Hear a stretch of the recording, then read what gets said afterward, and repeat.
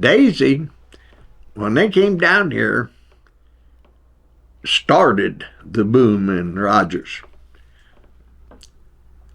We had had boom years before with the apples and then with the chickens. But when Daisy moved in and they were let it be known what their results were per man hour on their production, other businesses heard how happy that Daisy was here. They let that be known.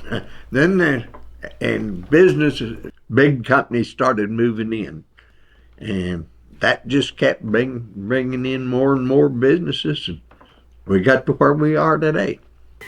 Along in the middle 50s, it became pretty evident to me that the political climate in Michigan at the state level, county level, and city level was such that for a small business like ours located in the Detroit area, we just didn't have much of a future.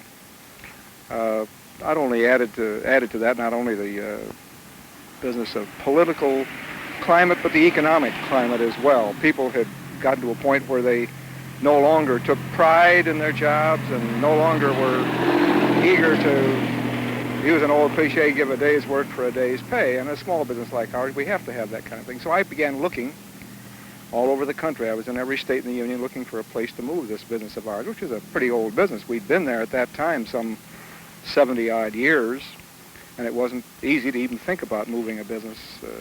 However, I knew we had to move, and after, as I say, going all over the country, Arkansas appealed to me for many reasons. Its climate, its natural resources, but more particularly its people. And I've said many times there are a lot of states in the Union that have good climate, that have a lot of natural resources, but the greatest resource that any state has, and it's here in abundance in Arkansas, is its people. And I can remember people saying to me, what do the Arkansas people have that other people don't have? And this is an undefinable something, but it all sums up into a kind of a pride in a job and a pride of belonging to an organization that they have in great measure. I think I can demonstrate it conclusively by the fact that we only used about half of the money that we'd set aside for training purposes. They trained so quickly, and here were people, many of whom had never held a job of this kind before. And you must remember that we only moved a supervisory staff down here, that practically every person we have in our organization today, even at supervisory levels, are Arkansas people. They trained easily, they've been loyal, they do a good job, their quality standards are high, they're just everything one could ask for in trying to build an industrial team, and that's the reason we've been successful. We've been here because of they play so well on this industrial team. If ever a business of any kind needed teamwork, it's today, believe me. That people have to understand the objectives of the business, and they have to be in sympathy with the objectives and willing to pitch in and help accomplish these objectives, not only the short range but the long range objectives.